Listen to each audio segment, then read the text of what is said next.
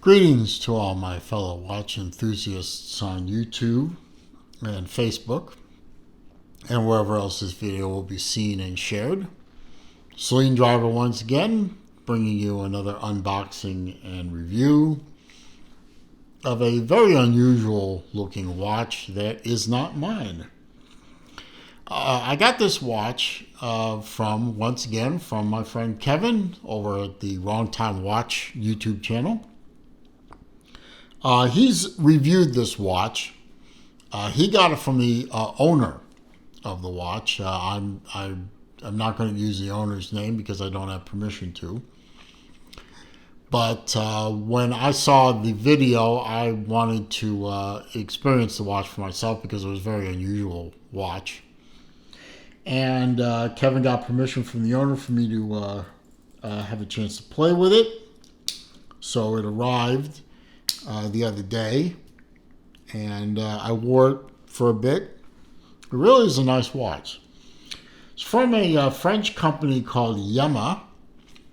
You might recall many months ago I reviewed a Yema full LED digital watch, sort of a recreation of the LED watches that were very popular in the 70s. I remember the 70s. I'm not sure anyone else does, but I remember them, and these digital watches were very popular. And this watch sort of looks like that. They call it the Digidisc, and there are a couple of different colorways for that watch. I believe a snapshot in time, I'm shooting this video in early April of 2022. At the time I'm making this video, the website shows the watch is sold out. Now, that may change. I will leave a link in the description so you can go take a look. But very unusual looking watch, sort of very similar in style to the 70s LED digitals. In the kit, you get this booklet detailing some offerings from Yema in French. So, unless you speak French, that's useless. I don't speak French. It has nice leather style box / travel case. Tricolors of the French flag. I personally speak only two languages, as I've said before, English and bad English. So inside here you get a warranty card that is in leather. I shouldn't show the back because, well, let me see, what is on the back here? Well, nothing terribly important. There's a date of purchase and the serial number, handwritten, which is very nice. And I'll just put that back. Come on, cooperate. There you go. I want to be careful with this because it's not my watch. Yeah, nice cloth, for cleaning the, because this is a very polished watch, kind of a smudge monster. I think Kevin put the paper towel in there to put between the two sides of the strap there, so the bracelet there, so it doesn't rub. And here you go with the watch itself. It is a very 70s looking aesthetic, a rectangular watch, and you can see the reason why they call it the Digidisc. All you have is a timekeeping watch. There's no other complications to it. There's no push buttons on the side or anything like that. Boy, this thing is a smudge monster, I'm telling you. Beautiful watch, though. Very nicely made. So you can see on the outer disc, you have the hours. On the inner disc, you have the minutes, and you have a little arrow there that points to the minute track. And you can see it's, as we're looking at it, it's about 8:31. You have a crown. which just pulls out, and you can set the time. And you can see as you move the disc, it will move the hours too. It goes back and forth. And it is a automatic movement, so this does wind. Obviously no second hand or any second indicator. Very nicely, high polished. Everything on the back here is in French because it is from France. I'm not going to make any French jokes. We're above that sort of thing here. Well, not really, but I don't want to. It's not my watch. And I actually like this watch. It's not normally something that I would buy from the aesthetic point of view, but it really doesn't look terribly bad to me. I'm not a big fan of square or rectangular watches, but this watch does look pretty good. And when you wear it, which I'm going to try and do here, work the clasp. There you go. It wears very well on my 7¼ inch wrist. I mean, this watch could be worn by a wrist much smaller than mine owing to the lug-to-lug measurement. And obviously we're not measuring this in a diameter sort of thing, but I'll get to all those in a minute. But on my 7¼ inch wrist, this watch fits very nicely. It's very comfortable. It's not very heavy, even though the whole thing is stainless steel. Pardon me.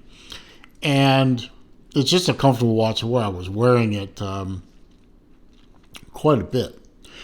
Now, there is no lug per se. The bracelet integrates nicely into the case.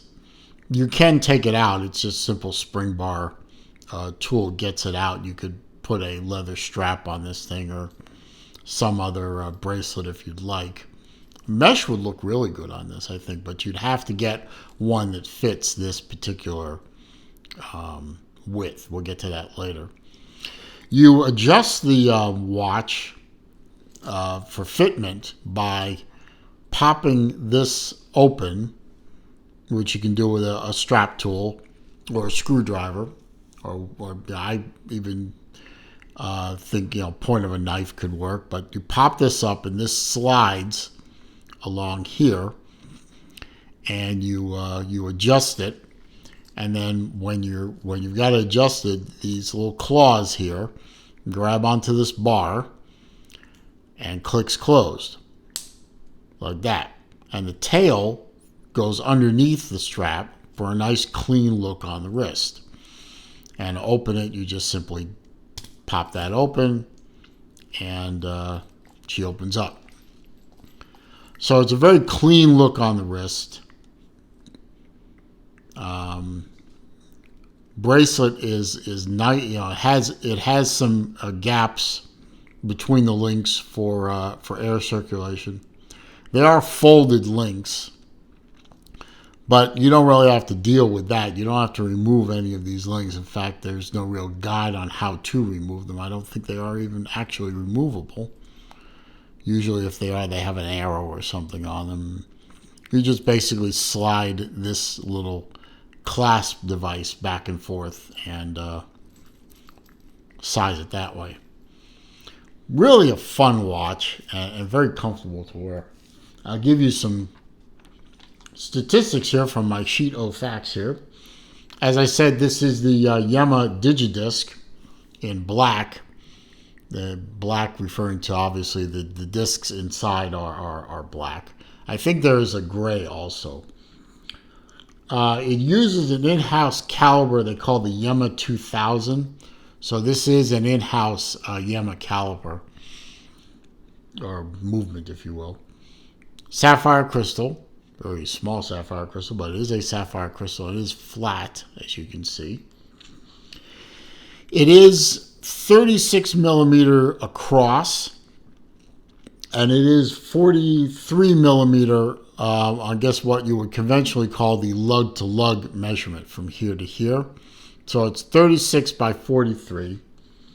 It's 10.65 millimeters thick. I got all these measurements from Yema's website, including the lug width, which is 24 millimeter. Now, obviously, it has a very serious taper beginning almost immediately, and tapers out down to about here and then becomes consistent through the rest of the band. So you can fit other straps or bracelets on this watch if you want. You just have to find one that's 24 millimeter. They're out there. I mean, I managed to find a mesh strap for my 24 millimeter Breitling Transocean. So they're out there. You just have to do a little hunting. 100-meter water resistance. That's not bad considering this is not a screw-down crown. So it is something that you could get wet slightly. I would not really recommend swimming with it. I don't think this is a swimmable watch. I don't think it's really designed for that. But it could get wet, caught in a rainstorm or washing your hands or something like that. And it's a 316L stainless steel case and a 316L stainless steel bracelet. So good endurance on that. Going to look good as long as you keep up with it. It is polished. There's you can see even on the back, there's quite a bit of smudging. So this, with this high level of high polish, it looks fantastic when it's cleaned up, doesn't it? But it is going to smudge. See? It is a smudge monster. So if that bothers you, maybe this watch isn't for you. But I think it's a beautifully finished watch. It's really a very nice looking watch. And I would say definitely go check this out. Hopefully Yema makes more of them. As I said, I'll leave a link in the description so you can check them out from time to time, see if they come back into stock. And something you might want to check out, especially if you like the 70s digital watch aesthetic. Really looks good. Really matches the era very nicely. And with that, I'm going to wrap the video up. First of all, for thanking the owner of this watch for allowing me to borrow it from Kevin and enjoy it for myself. I did enjoy it, and I'll be sending it back to you real soon. But if you found this video to be useful, entertaining, informative, I definitely appreciate a thumbs up.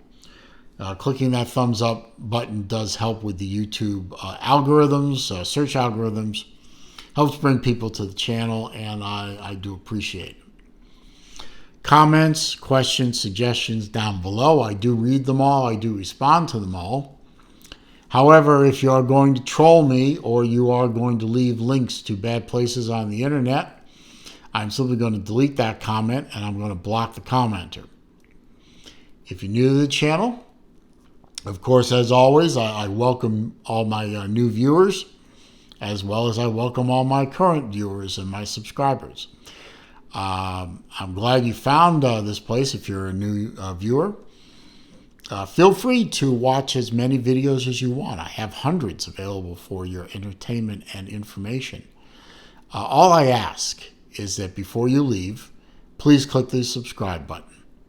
And when you do, please click the bell icon next to the subscribe button so that when I upload new content to the channel, you are alerted to that.